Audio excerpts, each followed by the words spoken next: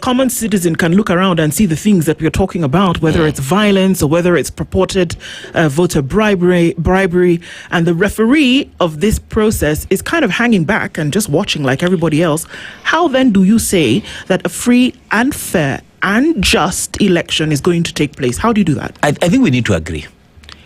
The problem is not the referee. The problem is not the IEBC. The problem is us and the game. So, if, for example, we have said that IEBC is an independent electoral and boundaries commission, the issue of independence is not in what you call it. It's in how you behave, in how you manage yourself. So we have agreed that the IEBC is insulated by the Constitution.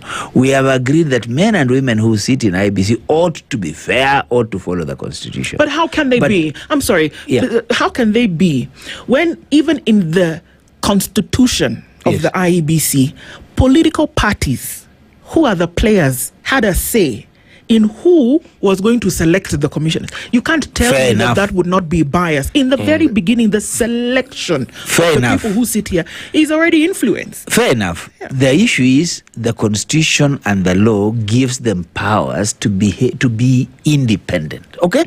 So it doesn't matter how you come. Judges are independent, okay? But there's a process to the selection of judges. There is involvement with JSC. The JSC has all sorts of people there, including some judges, including some representative of executive. No problem.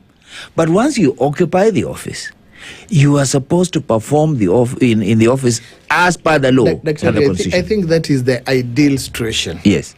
But what is the reality? That's what I'm saying. The reality is that as it is, IEBC, even you look at the recent by-elections that were conducted, IEBC was completely toothless.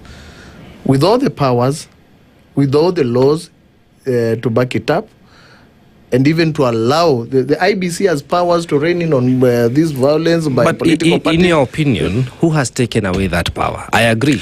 By law, they are well empowered. You know what is happening in this country? And this is what we must call it as it is that there is state capture of all institutions, including independent institutions like IEBC. Yeah, it's obvious.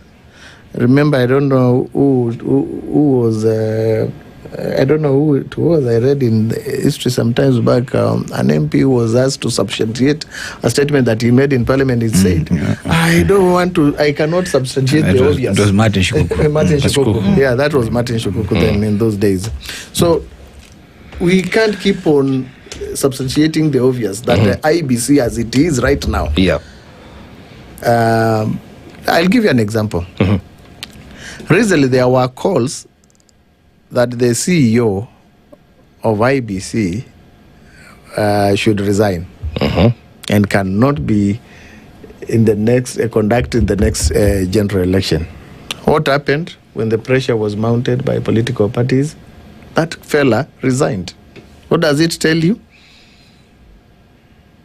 It was that decision for that fella to resign, was it independent or was it influenced by the pressure that some political actors put for that official to exit?